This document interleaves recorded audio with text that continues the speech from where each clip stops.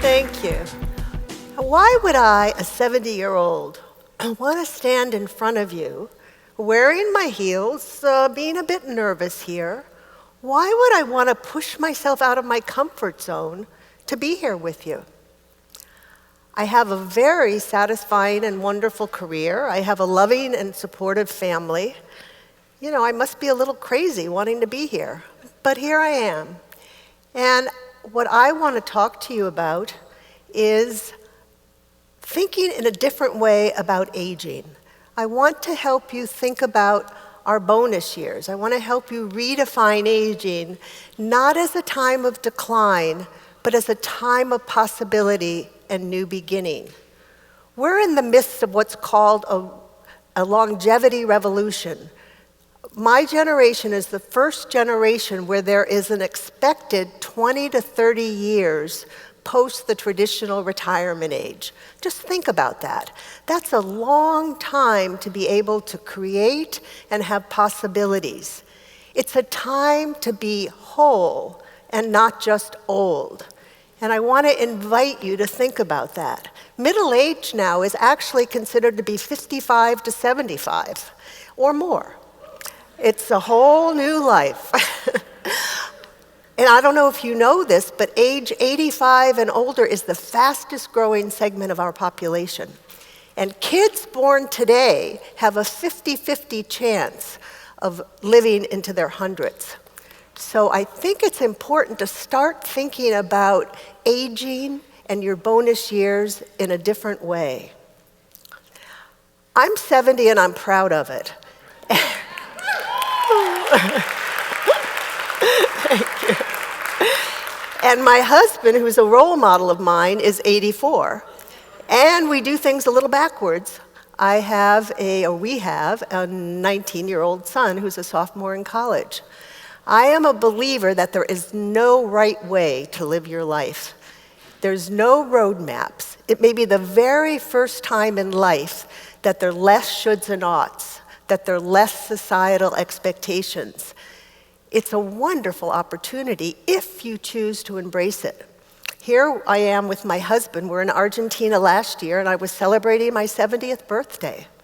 As I said, I'm proud to be 70. And I'm a believer that 70 is not the new 50, and 60 is not the new 40, because that's still embracing the youth. You know, 70 is the new 70 in the 21st century. Thank you. And it's important to realize that. I mean, I know I'm older and my body has changed. I don't have the energy that I had before. I have to work a little bit more on my balance, but I am still vital and full of energy, and I invite all of you to think about what's inside of you. What's the wisdom that you have from all of your years of experience? What's the perspective that you have? And to begin to own that. There's a lot of ageism that we have in this world, and it's very easy to internalize that. So it's time to start thinking and be proud of whatever age you are. You can even say, I have 70 years of life experience, rather than I'm 70 years old. So I invite you to think about these bonus years, these extra years of life, and to think about what's inside of you. What's an idea that you have? What's something that you want to really grow and nurture, to plant a seed, to really think about what makes you come alive? What have you always wanted to do? What did you maybe have to put on the back burner because of all of the demands of life? Now is the time to be able to do that and to really allow yourself to grow and blossom. For me, I always wanted to be a mom, and life just had different opportunities for me. But then, due to all kinds of medical advances and reproductive technology, when I was 50, talking about planting a seed, when I was 50, I became a mom. And I can't tell you, I blossomed from it. My son has blossomed, my husband has blossomed. Now, I'm not suggesting go out and have a child, but it worked for me. People tell me that having grandchildren is as wonderful, but it doesn't have to be children and grandchildren. It can be an idea. It can be just something that makes you come alive. Let yourself think about it. I love this image that a friend of mine and another role model, Bill Sadler, provides, helping you think about the paradigm shift of aging. He says, with the old notion of aging, you climb to the top of the mountain when you're in your 60s, and with this old notion, which is that it's all decline and detachment, you kind of put on your seatbelt, you grab hold of the throttle, and you just pray for a safe landing. That's the old paradigm. Now, if you look out, there are all of these hills and valleys. Those are the bonus years if you choose to take the risk and allow yourself to embrace them. And I invite you to do that. It's an exciting time, but it's a choice. You may be wondering, why in the world or how did I get interested in the field of aging? Have any of you in the audience had a near-death experience? I did. In my early 20s, I was whitewater rafting, and I flipped into a whirlpool. And I had a life vest on, but I could not, for the life of me, get out of it. And my life literally flashed in front of me, the good and the bad. And I couldn't believe that I was going to have to give up and that this was it in life. And I made a vow to myself that if I were to live, there were many things I wanted to do and say and be. And lucky for me, some strangers on the shore saw me, got another raft there, and they were able to pull me out of the whirlpool, and here I stand. Now, I don't think you have to have, thank you. I don't think anyone needs a near-death experience to appreciate life, but I really encourage you to be conscious and intentional about how you live your life, because none of us want to reach the end of our life with regrets. But it's up to you regardless of your age. You can be young, you can be older. I think when we're young, we kind of think, well, there's so many years ahead. And when we get older, we think, well, there aren't as many years ahead. Be conscious and intentional now. I also have realized that I have always worked with people in life transitions. If you think about it, life is just a series of transitions: school, work, college, marriages, divorces, birth, death. There are a lot of transitions. And with all transitions, there's an ending, there's this unknown period, and there's a new beginning. And some people have more trouble with the ending, with the letting go, the opening the space for change, others with the unknown, and others with the new beginning. Think for yourself about the transitions in your life. Do you have more trouble with one part or the other? It's helpful to think about it and even talk with other people about their experience with transitions, because it will help you be able to think about how you want to approach this next stage of life. I know I have more trouble with the ending, with the letting go. There's so many things I want to do, and I know that I have to let go in order to make space for new things. But once I embrace the new thing, I'm off and running. So all of these experiences for me, combined with just my innate curiosity of life and some early experiences with death, have led me over the last 40 plus years to be a speaker, a writer, a coach, a therapist, and a teacher to help people create a fulfilling second half of life. Now, did you know that the choices you make have more to do with how you live and how you die? Research tells us by the time we're 65, it's only 30% genes and 70% attitude and lifestyle. That's a lot of things we can control. We can't control it all, but there's a lot of things that we can control. So pay attention now to what you're eating, how you're exercising your body and your brain, your spirituality, meaningful relationships. It can make a big difference in your life. I also have been very influenced by positive psychology, happiness, well-being, flourishing. And well-being has been found to be a combination, now listen to this, a combination of connection, engagement, and purpose and meaning. And it's really important to think about that. Active parenting, school, work generally provides that for you. But if you're going to work in a different way, or if you're no longer in the active parenting stage, it's very important to figure out how are you going to build that into your life. What's going to get you out of bed in the morning? What makes you feel alive? What do you want to give back to?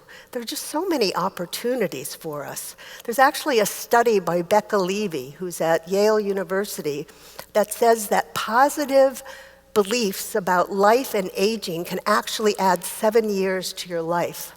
So think about that. If you accept this new paradigm that there are these bonus years and we have opportunities to create and live and grow, you may actually be extending your life. It's a time for a new beginning. With this longevity revolution, retirement's changing. I'm not even sure it's a good word anymore. But some people who haven't saved enough know they need to continue to work because they don't want to outlive their money. And many people love what they're doing and they want to continue to work, but sometimes in a different way. Project work, part-time work, volunteer work, becoming an entrepreneur. Many people talk about just being so happy that they've actually let go of the big job and are allowing themselves to really think creatively of other things they want to do. And it can be a bit more complicated if you're in a relationship because we have a lot more dual career couples. And so it's just things to be able to think about. And many people are just so tired of working, they just want to stop working and they want to travel and have leisure. And that's fine too, and play a lot of golf, sail. What I have found though is if after a bit of time, after that kind of honeymoon phase of retirement, if you haven't figured out for yourself what's giving you a sense of purpose and meaning, then there's often a feeling that something's missing. I like to use the frame of puzzle. And I like puzzle because it's a noun and a verb. If you think about it, there are all these different pieces in our life, all these puzzle pieces, and they fit together in different ways. And in the puzzle of life, it's not going to fit together perfectly because life is just not perfect. And I want to just mention 4 really quickly, just to give you a sense of things to think about. One that's a biggie is finances. And if you think about it, money is a tool to have lifestyle options. It's a tool for having money for leisure, for education. It's a tool for where you're going to live. If you want to stay at home, it costs money to maybe change your house so that you can make it accessible as some of your needs change, or if you want to move. It has a big thing to do with healthcare. And then speaking of healthcare, health is an important one. It's a lot of unknowns about health, and it's very much tied into issues about money.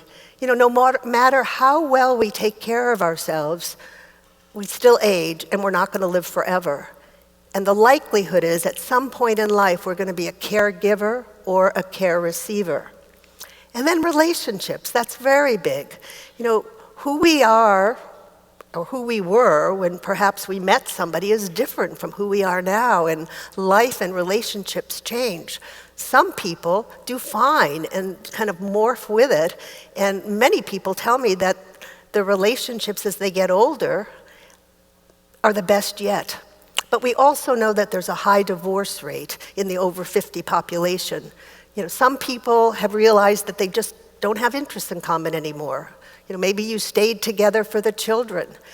There are many more women in the workforce now who are earning money and don't feel as financially dependent on their spouse.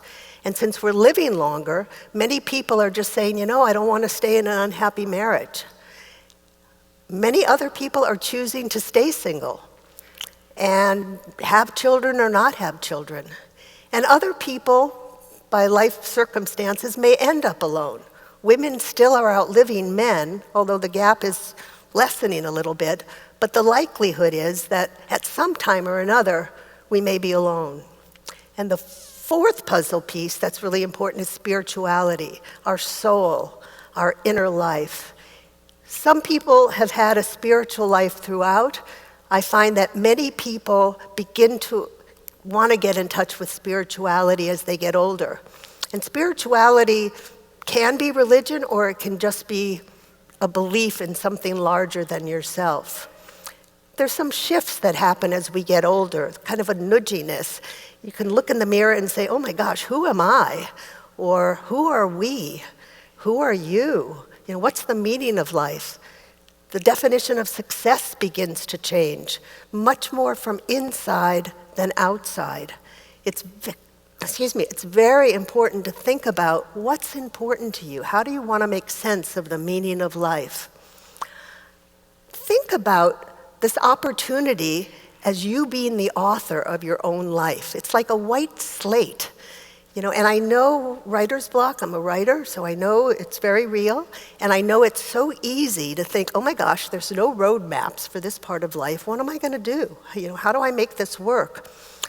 Think about 2 or 3 things that you're proud of. Think about what you might have put on the back burner.